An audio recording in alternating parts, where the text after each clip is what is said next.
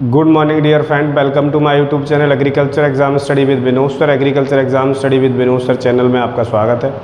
उम्मीद करता हूँ आप सब अच्छे होंगे, स्वस्थ होंगे, अच्छे से आप अपनी परीक्षा की तैयारी में लगे होंगे। चूँकि परीक्षा की डेट आ गई है इसीलिए, और अच्छे से परीक्षा की तैयारी करने में आप लोग लग गए होंगे। इसी क्रम में आज हम डिस्कस करेंगे heredity and variation. Heredity and variation के अंतर्गत हम लॉ ऑफ इनहेरिटेंस जानेंगे, मेंडल्स के लॉ पर भी डिस्कस करेंगे। हेरिडिटी जानने के लिए इस पर भी हम चर्चा करेंगे।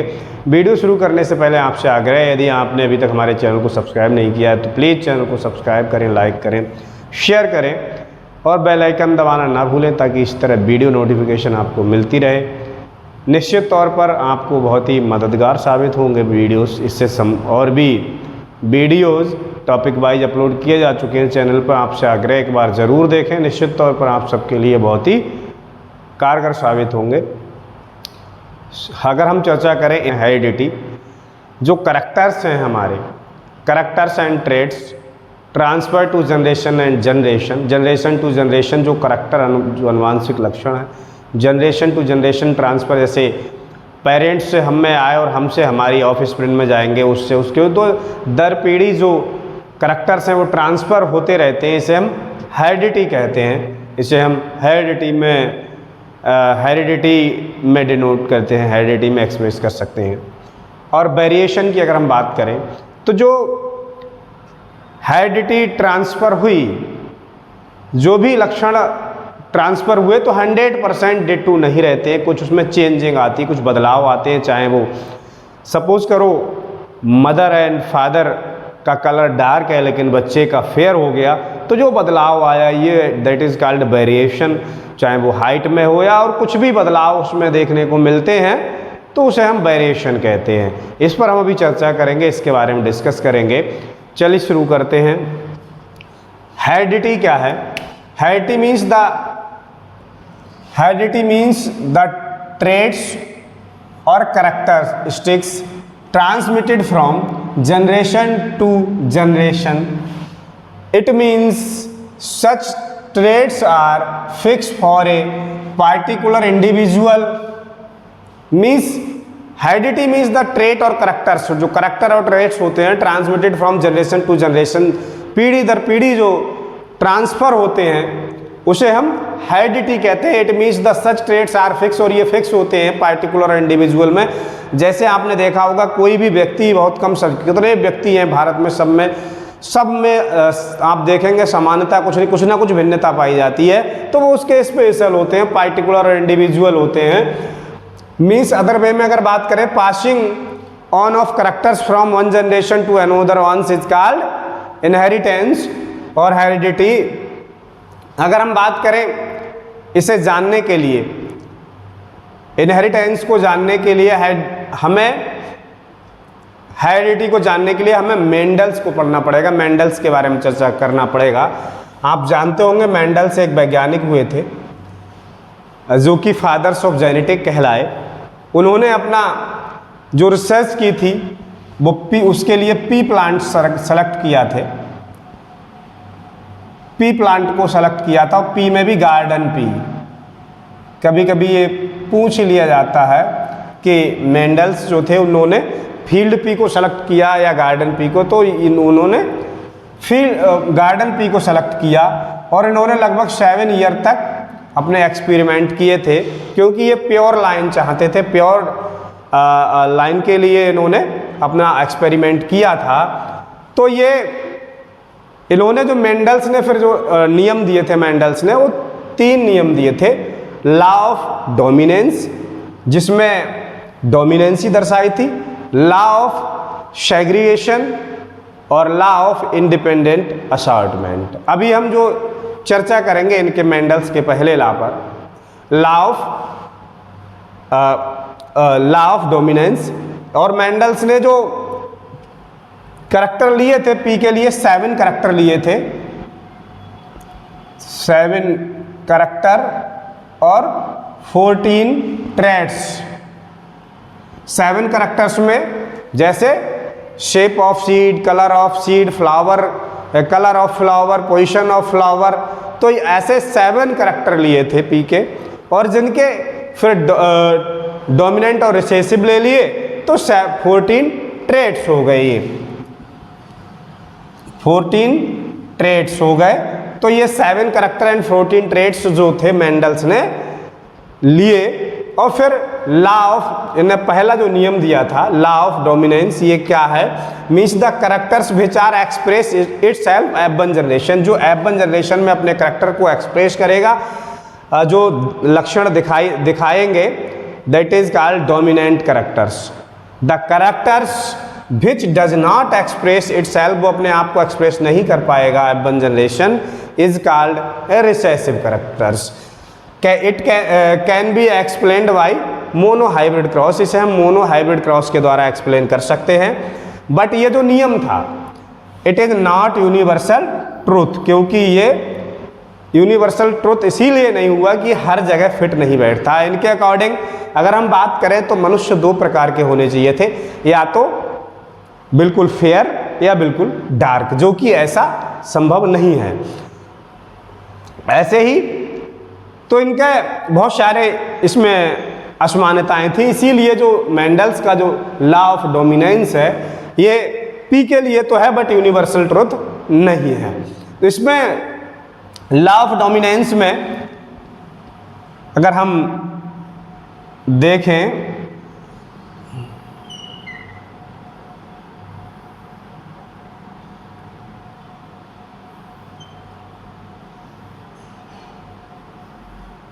यहाँ ये गैमीट आ जाएंगे, मेल या फीमेल गैमीट।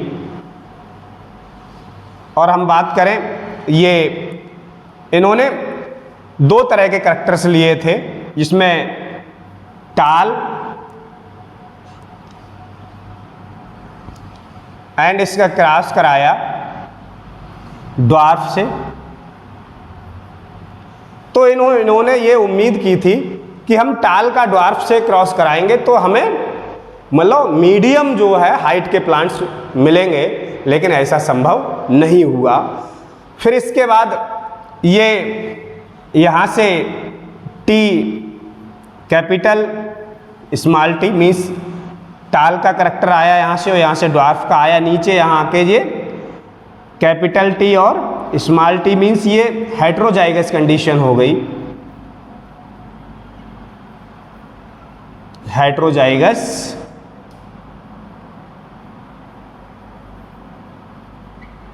हेटेरोजाइगस कंडीशन हो गई। तो इसमें कैपिटल टी मीन्स टाल करैक्टर लिया और dwarf small T, capital T and small T. अब हम यहाँ देखेंगे तो टी यहाँ से आई, टी यहाँ से आई, तो capital T and small T, और capital T and small T, यहाँ से कैपिटल स्मॉल और ये स्मॉल टी। मीन्स इन्होंने देखा कि जो प्लांट्स हैं उनमें आउट ऑफ 4 में 3 जो प्लांट्स हैं वो टाल हो गए और एक ड्वार्फ प्लांट हो गया। तो कहने का तात्पर्य जो मीडियम हाइट जो देखना चाहते थे वो किसी में नहीं एक्सप्रेस हुई। फिर उन्होंने देखा, अगर हम बात करें तो ये कैपिटल मीन्स जो टाल प्लांट्स थे, इन्होंने फिनोटिपिकली अगर इसे देखें, फिनोटिक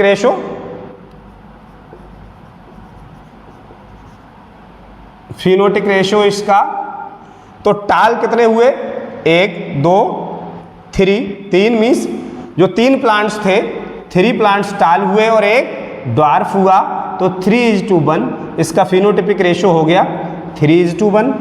और मीन्स अगर हम बात करें जीनोटिपिक रेशो का, जीनोटिक रेशो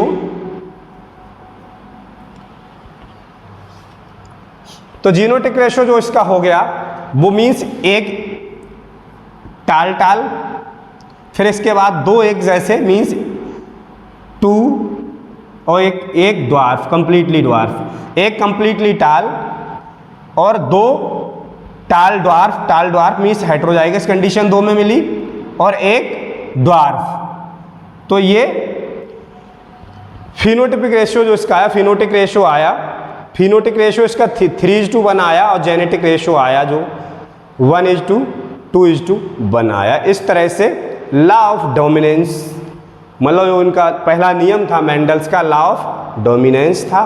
तो इसमें हमें ध्यान रखना है लॉ ऑफ डोमिनेंस जो था इसका फिनोटिक रेशियो ध्यान रखना है 3:1 और जेनेटिक रेशियो जो है 1:2:1 है। तो ये पहला मेंडल्स का लॉ था, मेंडल्स का पहला नियम था। मीन्स हेरिडिटी हमने जाना, heredity means the traits or characters transmitted from generation to generation. It means the such traits are fixed for a particular individual. Such traits जो होते हैं वो फिक्स होते हैं particular individuals में। Passing on of characters from one generation to another ones is called heredity. अगर हम बात करें fathers of genetic Gregor John Mendels थे, जिन्होंने पी पर मीन्स गार्डन पी पर अपना रिसर्च किया था। गार्डन पी पर इन्होंने अपना 7 ईयर तक रिसर्च किया था और इसमें इन्होंने 7 कैरेक्टर्स 14 ट्रेट्स लिए थे और इन्होंने इनहेरिटेंस के 3 लॉ दिए थे। लॉ ऑफ डोमिनेंस, जिसमें जो ये क्या है, लॉ ऑफ डोमिनेंस क्या है, the characters which express itself in F1 generation is called dominant characters and the characters which does not express, जो कैरेक्टर्स डज नॉट एक्सप्रेस नहीं कर पाता है F1 generation is called recessive characters.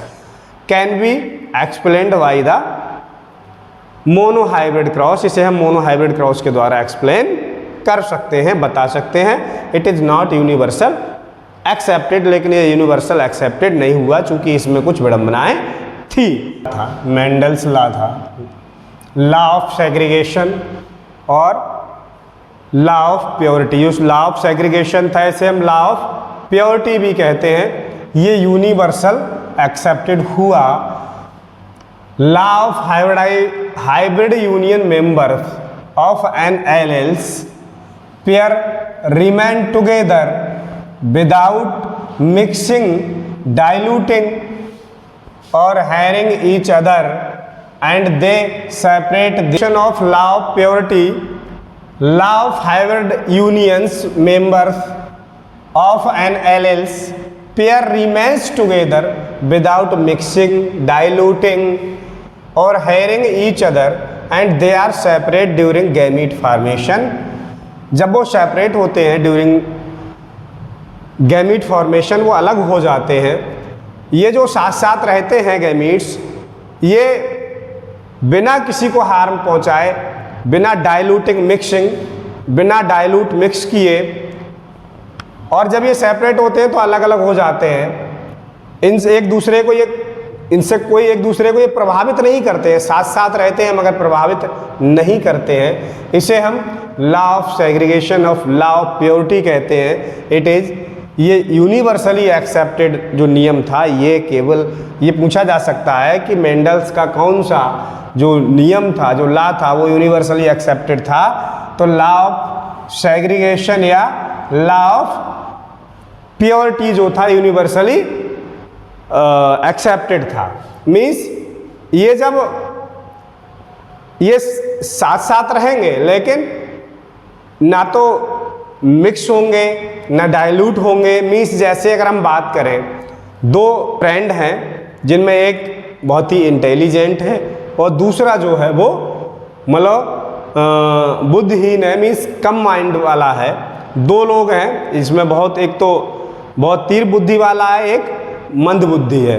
तो वो साथ साथ रहेंगे तो जो तीर बुद्धि वाला होगा वो मंद बुद्धि वाले को तीर बुद्धि वाले बनाने की कोशिश नहीं करेगा, और जो मंद बुद्धि वाला होगा वो तीर बुद्धि वाले को मंद बुद्धि बनाने की कोशिश नहीं करेगा।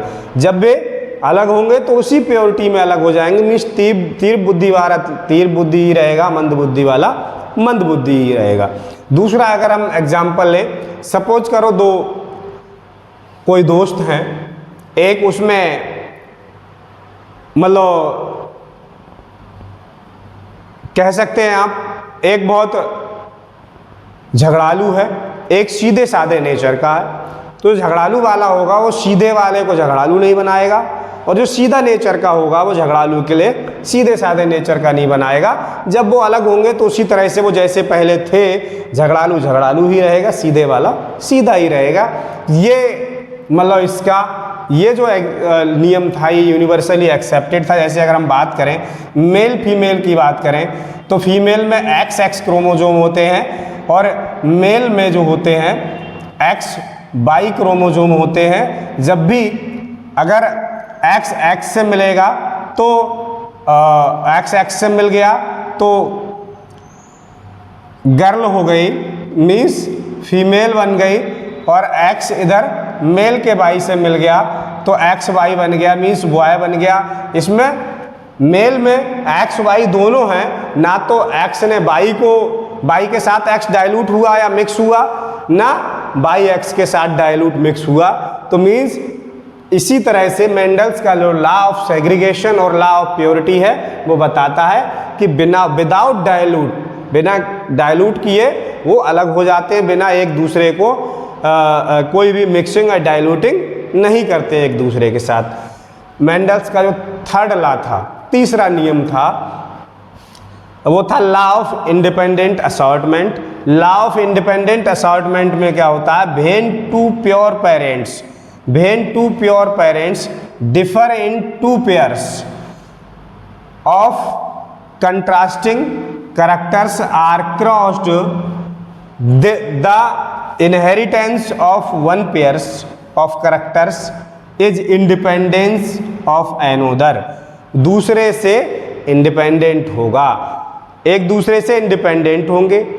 टू पेयर ऑफ कंट्रास्टिंग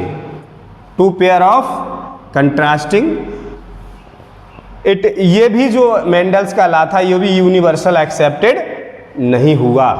अब हम बात करें जैसे उसमें हमने मोनो हाइब्रिड क्रॉस और उसमें डाई हाइब्रिड क्रॉस के द्वारा हम समझ सकते हैं।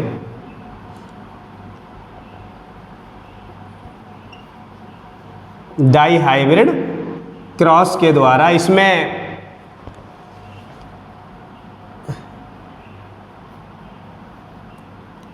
राउंड और एलो का क्रॉस कराया। ग्रीन और रिंकल से जब हमने क्रॉस कराया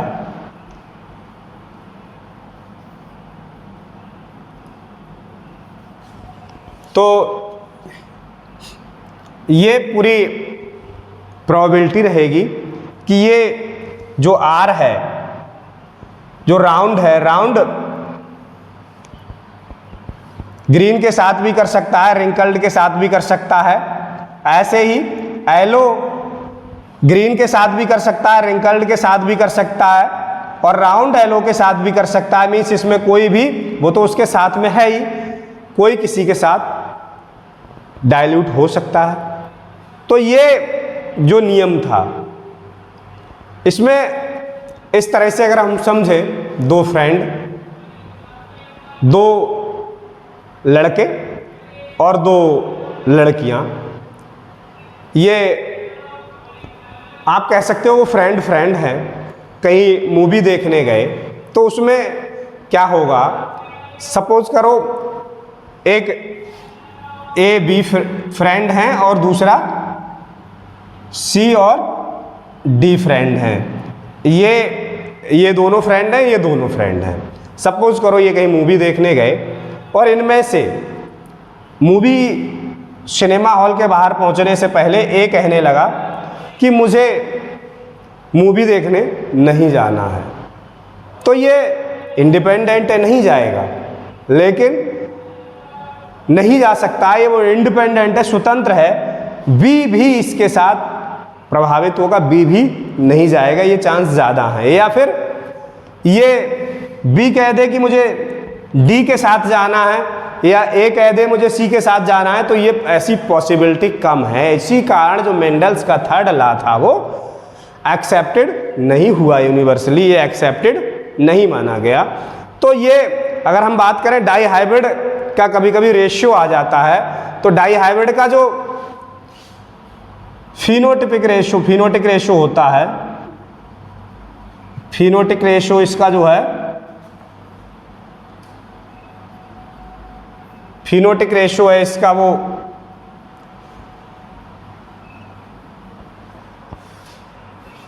9:3:1 है, फिनोटिक रेशो है।